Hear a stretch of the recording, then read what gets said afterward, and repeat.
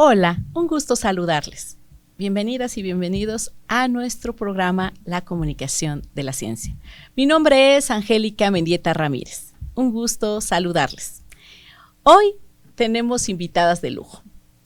Y qué honor poder compartir esta mesa en este diálogo que vamos a tener el día de hoy, que se llama ¿Qué hacer ante la violencia de género? Nos acompaña la doctora Lucerito Ludmila Flores Salgado, de la Facultad de Derecho de la Benemérita Universidad Autónoma de Puebla. También, por supuesto, a la doctora Ana Yuri Güemes Cruz, profesora investigadora de la Facultad de Ciencias de la Comunicación de la UAP. Y también tenemos una gran invitada que es Keila Elston Rodríguez. Ella es activista y estudiante de la Facultad de Ciencias de la Comunicación de la UAP. Sean bienvenidas a nuestro programa. Gracias. Y bueno, vamos a empezar, ¿verdad?, con un tema bastante fuerte, bastante complejo. Y quisiera iniciarlo cediéndoles la palabra para que ustedes nos puedan compartir desde el campo jurídico, desde el campo de la investigación social, desde el campo de la acción y de las activistas, sobre todo los temas que defienden y que protegen respecto a las mujeres. Adelante, doctora Lucerito. Muchas gracias, doctora Angélica, siempre es un gusto, ¿verdad?, poder compartir y dialogar sobre estos temas que a lo largo de estos últimos años han tomado un gran auge en nuestra sociedad. Y es preocupante, pero como usted sabiamente lo ha comentado, también es un tema que podemos vislumbrar en un aspecto positivo para encontrar pues respuestas. Yo creo que el trabajo que tenemos aquí en la universidad y en el entorno de investigación es buscar esas respuestas, buscar soluciones, propuestas desde la trinchera de la investigación, ¿no? Nuestra lucha no es una lucha de ofensa o de ataque, sino es una lucha que va a presentar fundamentos. ¿Y cómo podemos fundamentar? Bueno, pues la violencia es un tema que ha tomado diversos conceptos. ¿Por qué el concepto? Porque pues en la sociedad, desde un principio, cuando hablamos de violencia jurídica, pues es un acto intencional, ¿no?, de producir un daño. Pero bueno, ahora hablar de violencia de género, pues nos ha llevado más al aspecto de ataque de la dignidad y de la libertad de las mujeres. Entonces, los conceptos van cambiando en cuanto a la aplicación social, al entorno social, y que esto nos va a llevar a cabo a determinar incluso los daños, ¿no? Ahora hablamos de los daños que resulta así porque intencionales, porque nosotros estamos aplicando, sabemos el daño que podemos causar, no es culposo porque si no es intencional, que sabemos que lo que podemos ocasionar. Y cuando hablamos de la género, el daño que vamos a causar, pues es un daño íntegro en la dignidad, en la libertad, en el pensamiento de la mujer, en cualquier ámbito donde éste se desarrolle. Entonces es hoy en día un tema que es parte de las agendas internacionales, es parte de las agendas dentro de las universidades, de los entornos escolares, de los espacios ahora de las redes sociales, ¿no? Del aspecto de lo que es el acoso, y viene otra palabra, ¿no? El acoso que se da dentro de las áreas laborales, dentro de los medios. Eso es lo que podríamos empezar, ¿verdad? Muchísimas gracias. Claro, gracias, Lucerito. Adelante, Ana Yuri. Muchas gracias. Gracias por la invitación. También es un gusto y un placer estar aquí.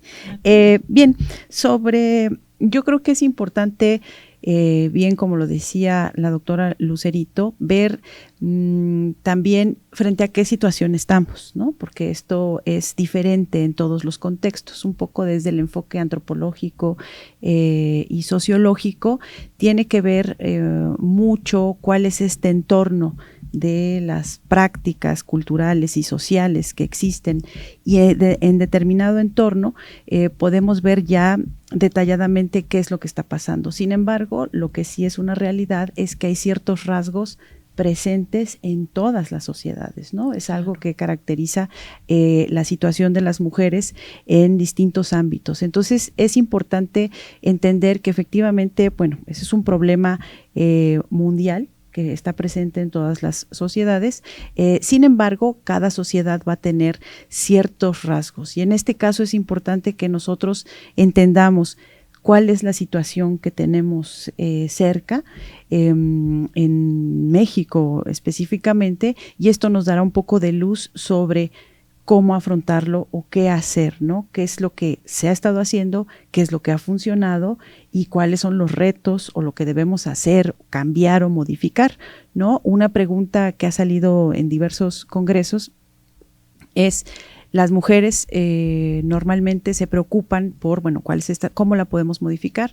Y hay distintas visiones. Una de ellas es: nosotras como mujeres tenemos que hacer ciertas cosas, pero ¿y los hombres? Porque forman parte de estos indicadores y de esta relación. Y hay posturas donde dicen, es que las mujeres no nos tenemos que encargar de eso. Y hay otras posturas que dicen, sí, también hay que señalar qué pueden hacer a partir de la experiencia que hemos tenido para cambiarlo. Entonces, digamos que la discusión es muy interesante, y yo creo que los retos también son muchos los que tenemos, pero principalmente a partir de entender cómo o qué características tiene el fenómeno en nuestro entorno para poder abordarlo. Así es, Ana Yuri. Fíjate que al escucharte considero importante mencionar que las mujeres necesitamos, para saber qué hacer ante la violencia de género, primero tenemos que identificar qué lo ha provocado, dónde se origina, cómo se origina, dónde está la raíz. Y al escucharla, bueno, hay estereotipos, hay entornos que poco favorecen, sociales que poco favorecen a que haya, a erradicar o eliminar por completo estos altos índices de violencia de género. Adelante, mi querida Keila. Hola, Hola. un placer estar aquí con ustedes. Gracias por la invitación.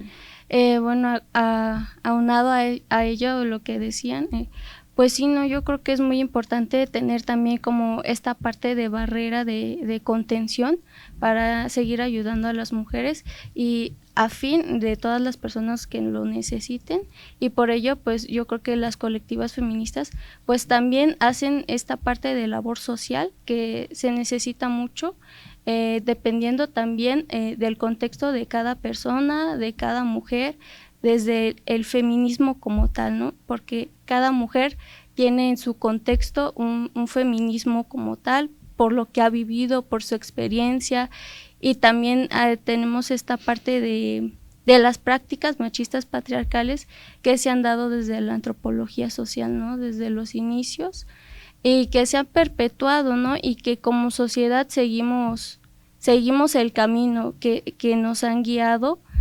pero ahí es momento de decir ya basta, y también de que lo que no te pasa a ti no quiere decir que no le pase a otras personas ni a otras mujeres. Por eso también yo creo que tal vez sería primordial educar desde las infancias, pero también plantearnos, ¿no? ¿Cómo educamos? ¿Cómo cambiamos estos roles de género? ¿Cómo replanteamos la forma de vivir, de construirnos totalmente y volver a reconstruirnos, ¿no? Yo creo que eso es primordialmente lo que tendríamos que hacer. Keila, has tocado muchos temas, no sé qué piensan, pero y justamente en este momento te quiero hacer ahí la pregunta, doctora Lucerito. ¿Esto es cuestión de leyes? ¿Esto es cuestión sociocultural? es una cuestión de educación de las infancias o es de todo un poco, porque pareciera que a veces hablamos y no estamos dentro, como que decimos, las que han sufrido violencia de género. Y yo voy a preguntar aquí, ¿verdad? No, mejor no lo pregunto, sí. ¿Hemos sufrido violencias las que estamos en esta mesa? Claro que sí, y levantar la voz y decir sí lo he sufrido no significa victimizarnos, significa reconocer una realidad y significa construir juntas ese gran concepto que se llama sororidad y que en el día a día yo creo que es un concepto inacabado y que siempre va a hacer falta más y más. Y por ello quiero proporcionarles datos que me causan y se me pone la piel chinita y creo que algo tenemos que hacer. Por ejemplo, una encuesta realizada por Pew Research Center señala que el 45% de las mujeres señala haber sufrido algún acoso en cualquiera de sus versiones, sexual principalmente e incluso el cibernético. En ese mismo sentido, hizo una encuesta la Universidad de Columbia señalando que el 33% de sus universitarias han sufrido acoso sexual principalmente. La Universidad de Michigan señala que el 20%, en otra encuesta que ellos realizan, que el 20% de las estudiantes informan haber sufrido algún tipo de acoso por parte de un compañero. Pero el INEGI señala que el 43.4% de las mujeres mayores de 18 años han sufrido algún tipo de acoso o violencia de género. Y por si fuera poco, la UNAM, en una encuesta también realizada, señala que sus universitarias han sufrido algún tipo de acoso o violencia sexual o violencia de género en el 65%. Son esos datos que hoy dejo en esta mesa para que podamos conocer dónde se origina todo para saber qué hacer y poder concluir esta charla, este panel, señalando qué hacer, pero no sin antes decir dónde se encuentra el problema y qué es lo que lo origina y cómo necesitamos empezar a transformar. Y dónde se da esa transformación y dónde emerge ese cambio de chip de estereotipos socioculturales, porque la cuestión cultural es un elemento fundamental, ¿no? Te voy a ceder la palabra, Lucerito, para que por favor nos digas. Gracias, Angélica, gracias. Ciertamente es el origen y yo creo que el origen... y si lo buscamos en diferentes culturas, pues vamos a tener también diversas respuestas, porque finalmente hay culturas que sí le dieron el lugar a la mujer y que en otras propiciaron el papel del hombre, como lo mencionaba Keila. Entonces, eso que venimos teniendo ha sido una lucha, ¿verdad? Al menos jurídicamente 2 siglos, ¿no? De que se empieza, en primera que la mujer quiere primero reconocer su existencia, ese fue el primer momento, y después reconocer sus derechos.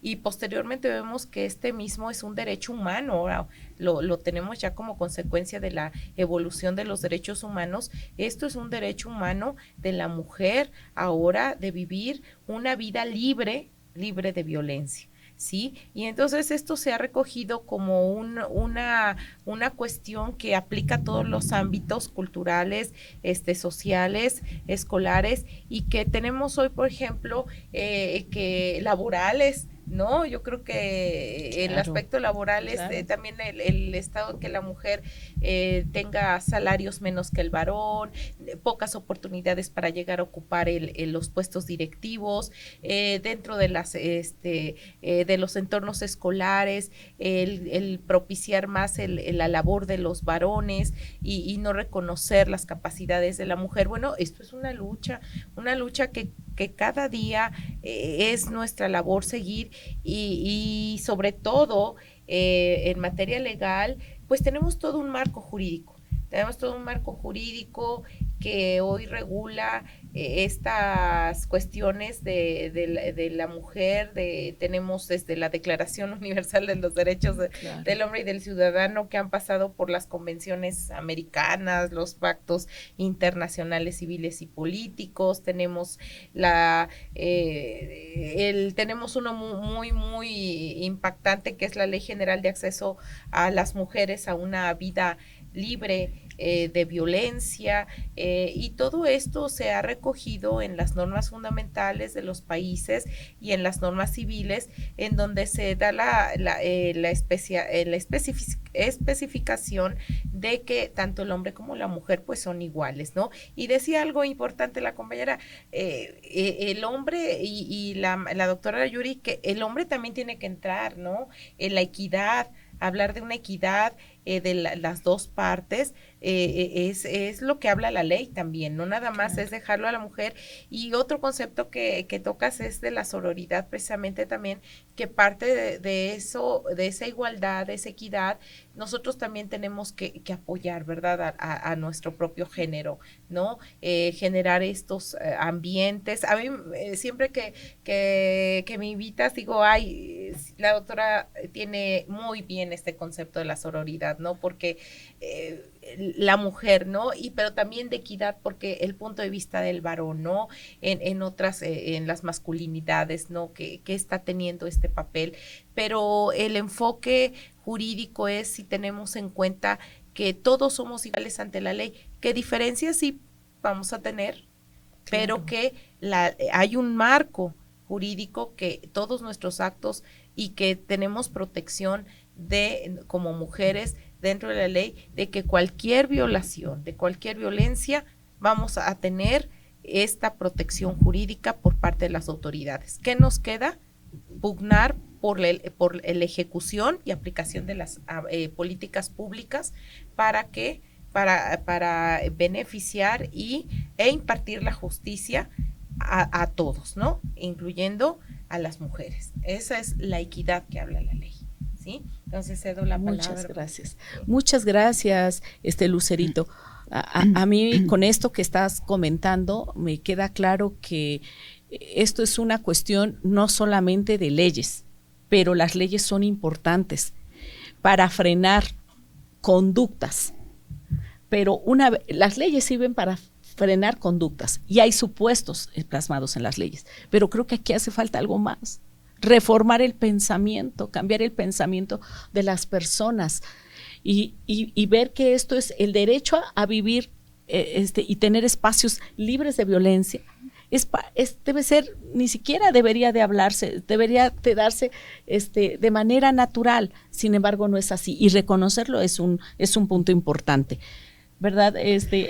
Ana Yuri, tienes una tarea ahí de explicación que tiene que ver, ya nos dijo la cuestión jurídica y de denuncia, ¿no? Tenemos que pugnar justamente por acudir a las instancias correspondientes, y que en un momento nos dirás a qué instancias o qué hacemos ante esas violencias cuando se sufren, ¿no?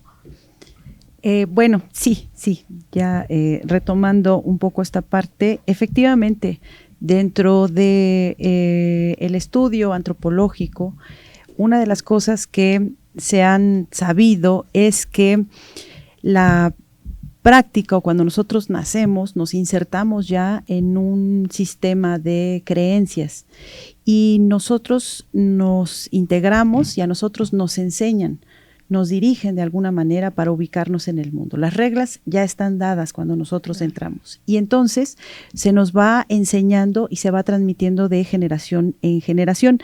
Y esto lo hace mucho más difícil de detectar porque nos acostumbramos a un entorno, normalmente es el familiar, en donde naturalizamos o no cuestionamos muchas cosas. Y al no cuestionarlas, pues entonces nos acostumbramos. Y esto genera que sea mucho más difícil poder visibilizarlas, identificarlas o ver que algo está mal cuando siempre he pensado que es así. Por eso, efectivamente, toda la parte jurídica tiene que estar ahí porque es importante, pero para poder lograr entrar en esa conciencia o en esa forma se necesitan otro tipo de cosas. Y ahí es precisamente el lugar que yo considero que ocupan las universidades. Las universidades tienen que ser ese espacio de ruptura, ese espacio de conciencia, pero para poder hacerlo, desafortunadamente no solo se necesita conocimiento, es importante, pero no es lo único. Si uno le comparte a una estudiante mi propia experiencia, le dice y demás, esto no es suficiente muchas veces. Se necesita no nada más de este conocimiento, sino además agencia, o sea, poder hacer y conciencia y voluntad. Es decir, se necesita prácticamente un cóctel de cosas muy importantes para poder cambiar y modificar la realidad. La realidad es que a pesar de que uno puede compartir y decir lo que está pasando, seguimos viendo jovencitas, mujeres, teniendo problemas de violencia, o sea, sigue existiendo esto presente y uno trataría de decir, bueno, ¿cómo te paso lo que yo pienso, mi conciencia hacia ti? No, esto es intransferible. Es la propia persona, las propias mujeres las que tienen que hacer esto y por eso se vuelve tan difícil. Efectivamente, la parte jurídica tiene que estar ahí porque si no, ¿de qué nos agarramos? Pero la otra es esa subjetividad, cómo la transformamos o cómo la cambiamos. Me parece que ese es el reto, pero también es la tarea de las universidades. Con esto que acabas de decir, estaría estupendo que dentro de los programas educativos, como aquellas materias que se denominan de tronco común, que toman todos, estuviera como de manera más explícita, no solamente implícita, algún curso y alguna capacitación de sensibilización, ¿no? Sobre que hable y aborde de manera directa, sin ocultamientos, el tema de las violencias, ¿no? De los tipos de violencia de género y de sensibilización.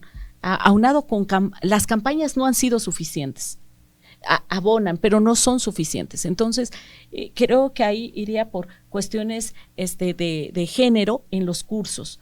Y no solamente, si ustedes opinen distinto, por supuesto que aquí está abierto para que lo puedan señalar, no solamente para las y los universitarios, sino también para impartir esos cursos y esos talleres a la sociedad. Es decir, a las madres de familia, a los padres de familia, a los hermanos, abrir desde edad temprana hasta más adelante. Entonces, me parece que aquí es donde tendríamos que estar teniendo un acercamiento continuo, incluso del peligro que están en las redes sociales y cómo este boom de información y de desinformación a veces permea y se ponen en peligro. Todos dentro de una comunidad. Entonces, pensaríamos en eso como una posibilidad, no sé, ahí, doctora Ana Yuri, ¿qué te parece? Keila, sí. La verdad es que este es un tema muy fuerte y que creo que amerita una mayor explicación. ¿Qué te parece? Es un tema muy, muy complejo y ya como lo decía la profesora Ana Yuri, se requieren de varios elementos para que exista este inicio de activación en el cambio de la ideología, ¿no? ¿Cómo se inicia a cambiar la ideología de las personas cuando la violencia ha sido normalizada durante toda nuestra vida, desde que nacemos, desde que nos insertamos en la sociedad?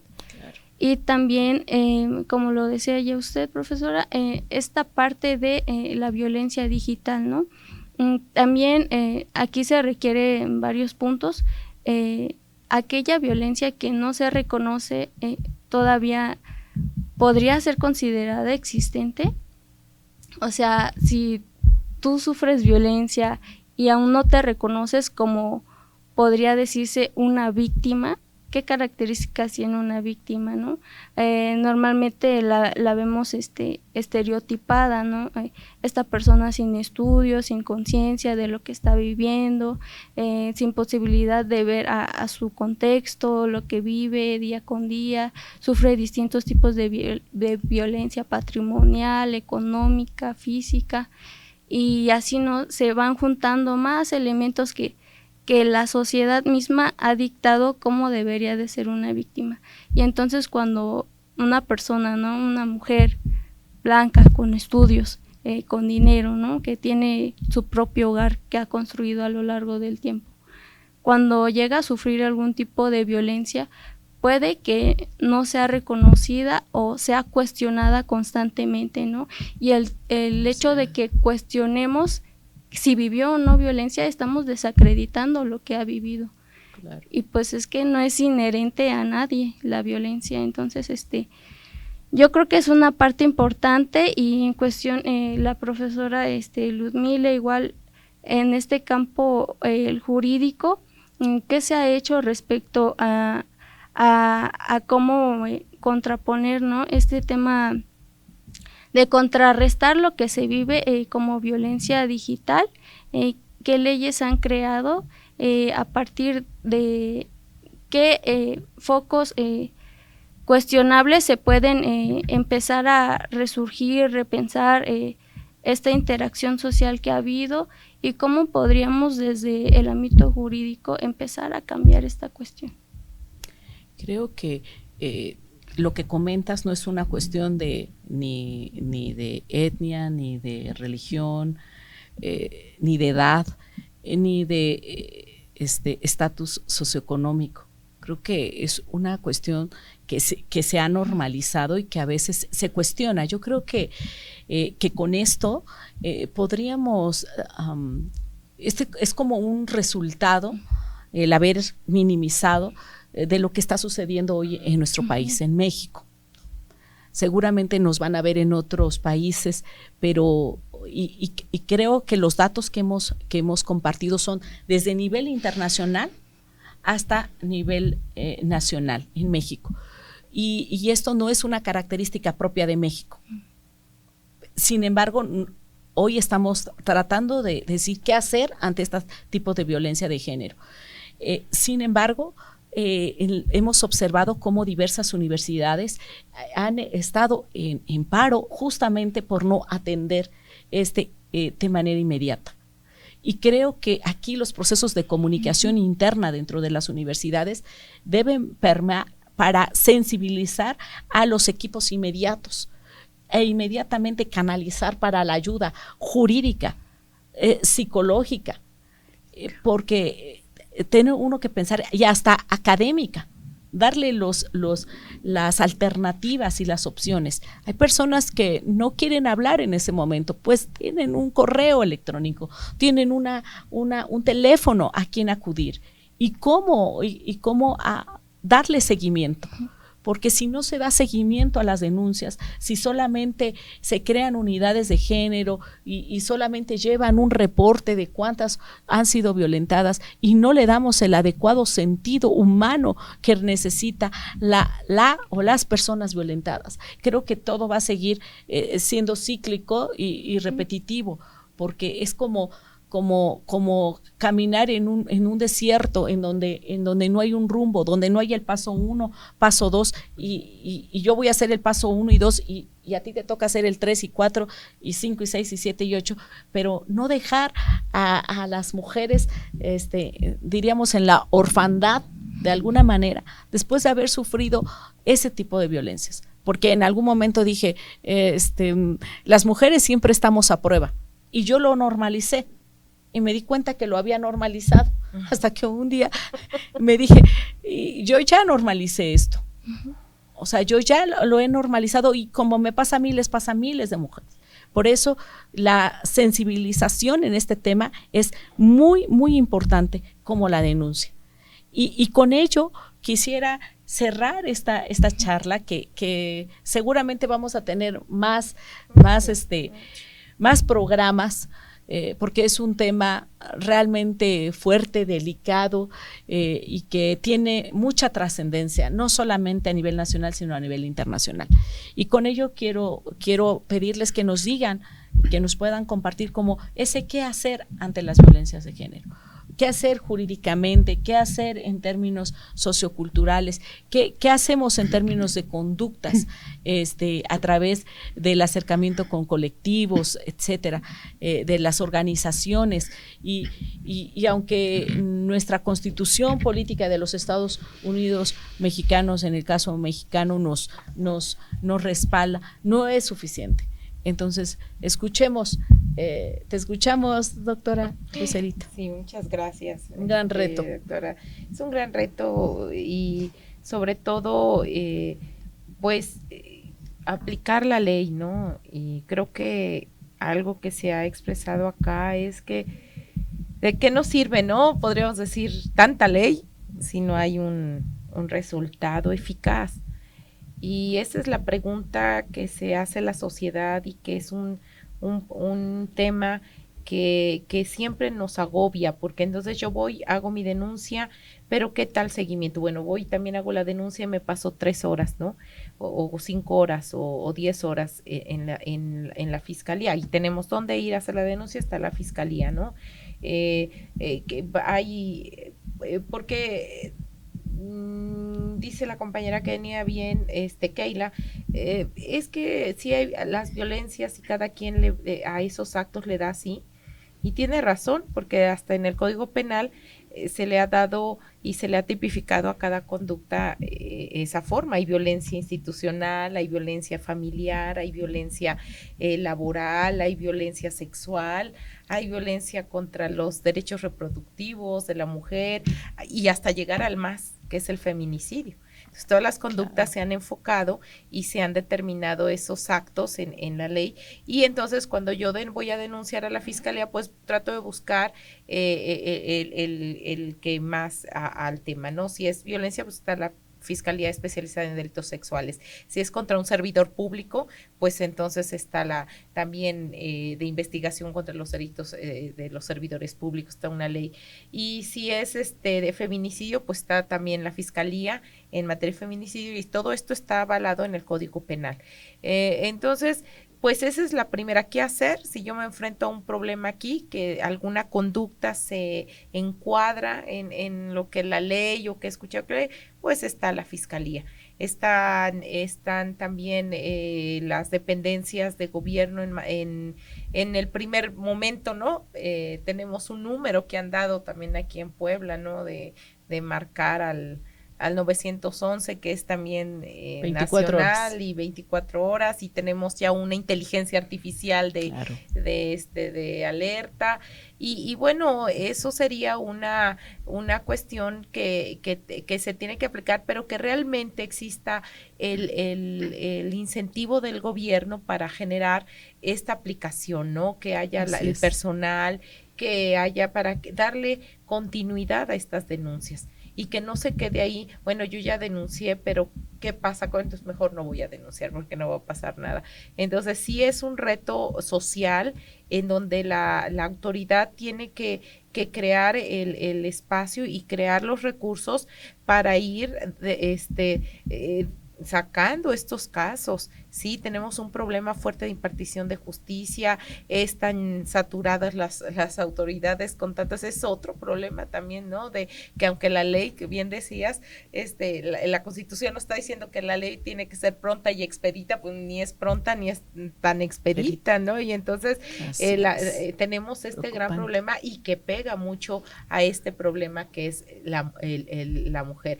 Ahora, en aspectos pues de los ciberespacios, sí hay todo un entorno ya, sobre todo internacional, en protección de estos datos, en protección de todos estos, que bueno, yo creo que esto, la doctora Angélica nos va a invitar a un panel en materia de comunicación, redes sociales, para hablar ampliamente sobre este tema, ¿no? Porque es un tema que es también muy grande, y que abordaríamos sobre todo en el tema de las comunicaciones, redes sociales y acceso a la información y protección de datos es inmenso también, que también, obvio, las mujeres estamos en un riesgo con el uso de nuestra imagen, de nuestras fotos, de todo esto, ¿no? Y que también ya está penalizado. La Guardia Nacional tiene programas de policía cibernética, pues claro, pero ahí lo dejamos. Claro, sí. Así es, ¿no? Así es. Y por supuesto que vamos a invitar a Olimpia, justamente por la ley Olimpia, ¿no? Que ahí vamos a encontrar una serie de elementos que nos van a ayudar como esas alertas, qué hacer, ¿no? Casi siempre, desde que ella dio capacitación en la UAP y en la Facultad de Ciencias de la Comunicación, y nos decía, nunca pongas tu ubicación. Una vez que has terminado de hacer tu viaje, si pediste algún Uber o algo, tú tienes que tener todo el tiempo desactivado lo que es la ubicación y también el Bluetooth, como un elemento de seguridad. Eso no quiere decir que no le digamos a nuestras familias dónde estamos, ¿verdad? Lo digo por las universitarias, van a decir, vimos el programa de, ¿verdad?, de qué hacer ante las violencias de género y ya lo dejamos de hacer. No. Tenemos siempre que buscar tener todos esos foquitos de alertas totalmente activados, ¿verdad?, para hacer frente. Muchas gracias, Lucerito. Gracias, Adelante, Ana Yuri.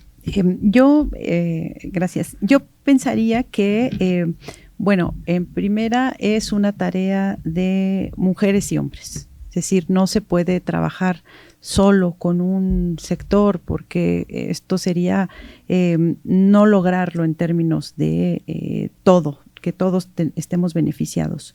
Por un lado, las mujeres entendidas como víctimas, pero que de ahí se tiene que pasar a esta agencia o esta posibilidad de cambio, ¿no? No es un lugar permanente, sino nada más un momento, y por lo tanto hay que romper también con esta forma de la mujer como víctima.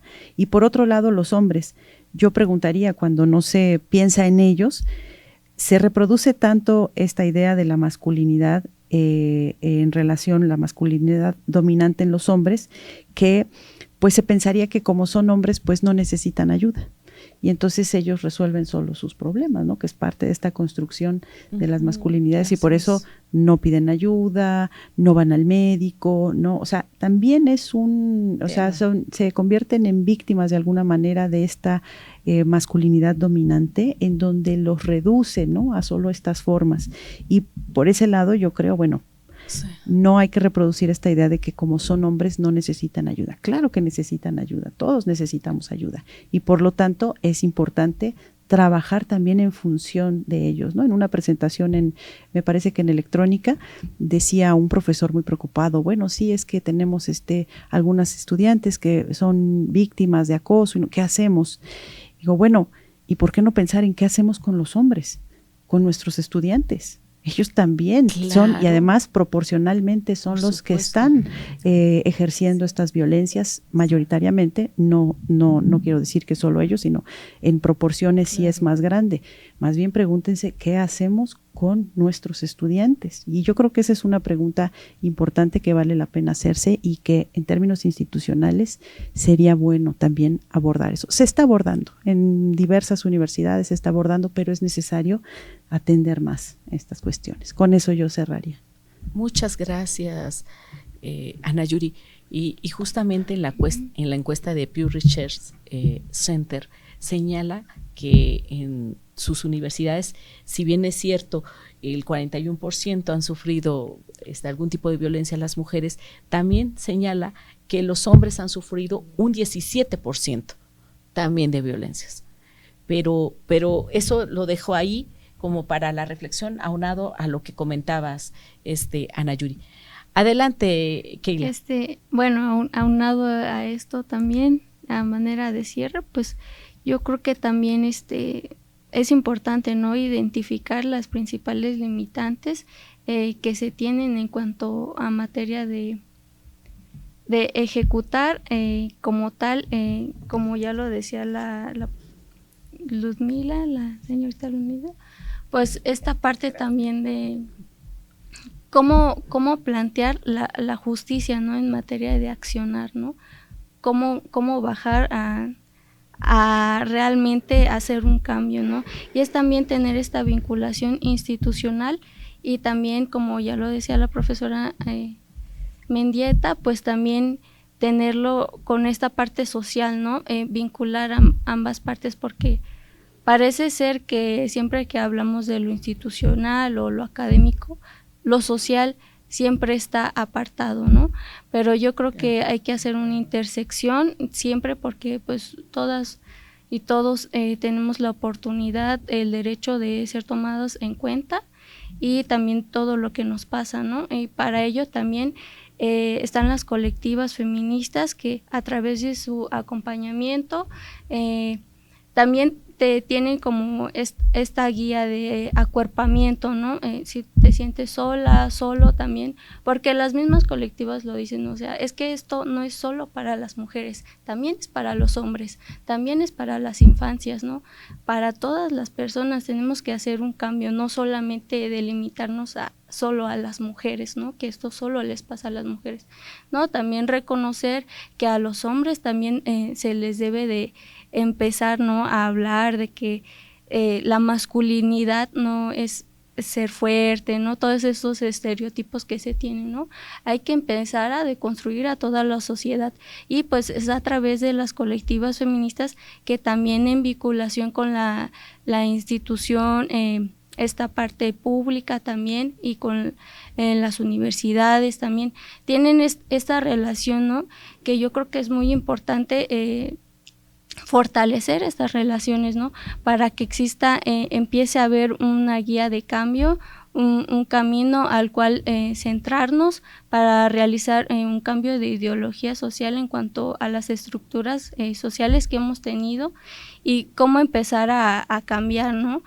En esta cuestión pues existen varias colectivas como es Cafis AC, el Taller AC aquí en Puebla, también Marea Púrpura y en fin, ¿no? Hay como 20 en total, ¿no? Y van creciendo en la red y hay también esta parte de la burocracia, así como parte fundamental del limitante en cuanto al accionar, ¿no? Pero yo creo que también, ya como lo decía la profesora Ludmila, también hay que tomar en cuenta que el gobierno también tiene que hacer su parte, también crear este tipo de presupuesto, de guía, ¿no? Para empezar a crear los espacios seguros, ¿no?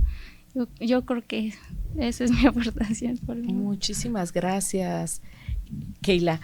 Y después de haber escuchado a una investigadora en el campo jurídico como lo es la doctora Lucerito Ludmila, en donde nos queda claro que están las instancias, que están las leyes y que también por el otro lado, en el caso de la doctora Ana Yuri Güemes, como investigadora social, me parece que están todo el tema de las cuestiones socioculturales, de los cambios y las transformaciones que deben hacerse en las universidades. Y desde el enfoque también, por supuesto, de una gran activista como lo es Keila Elston, me parece que las conductas y que las acciones son importantes e imprescindibles y que la sensibilización debe darse en todos los sectores, en los sectores infantiles, ¿verdad?, de la infancia, como también en la educación básica, media superior y superior. Y que no van a ser nunca suficientes las acciones, que en el día a día tenemos que innovar y tenemos que aprender a vivir de una manera sana. Todos tenemos derecho a una vida sin violencia, pero también a una vida sana y plena, a una vida feliz y transformadora en el día a día, a reconocer que hemos sido violentadas, pero que haya instancias y que tenemos que acudir a ellas. Sin lugar a dudas, ustedes lo han comentado, un programa no es suficiente. Las estaremos invitando a nuestro siguiente programa y quiero comentarles también que aquí van a encontrar toda la información de mis colegas que hoy nos han acompañado el día de hoy, así como también los nombres de las colectivas con los correos electrónicos, los links de ayuda, los contactos, también para que ustedes puedan escribirles a nuestras investigadoras y a nuestra activista. Sin más, mi nombre es Angélica Mendieta Ramírez. Ha sido un gusto estar el día de hoy con cada uno de ustedes desde donde nos están escuchando o viendo, y decirles que nuestro programa Comunicación de la Ciencia los espera en su próxima emisión. Muchísimas gracias. Hasta pronto.